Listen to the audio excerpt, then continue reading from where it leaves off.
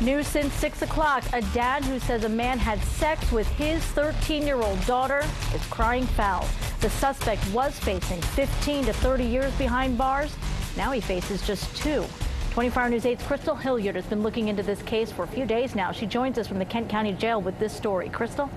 Marley, 39-year-old Brian Beals has been here at the Kent County Jail ever since he was arrested in September for having sex with a 13-year-old girl.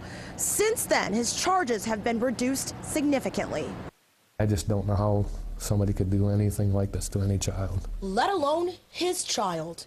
This man tells 24 Hour News 8 an adult he knew and trusted had sex with his 13-year-old daughter at least 4 times. 39-year-old Brian Beals was convicted for felonious assault and robbery in 1994.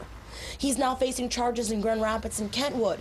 That's where the 13-year-old claims the 2 of them had sex. We trusted him. The caring and loving part of a role model turned into, I guess, something more.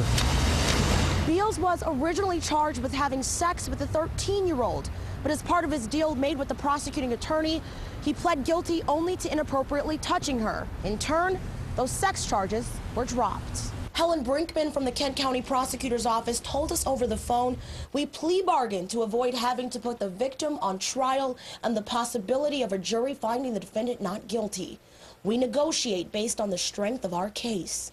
There are a lot of cases we can't charge and a lot of guilty people we can't prove are guilty beyond a reasonable doubt." If it would have been the 30 years down to 15, I would have been fine with that. But since Beals took that plea deal, his maximum prison time dropped from 30 years to just 2.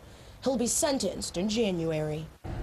Now, after he does his time, Beals will be on the state's sex offender registry. Meanwhile, the victim's father tells us he believes the 2 had sex in Muskegon. He plans on pressing charges there as well.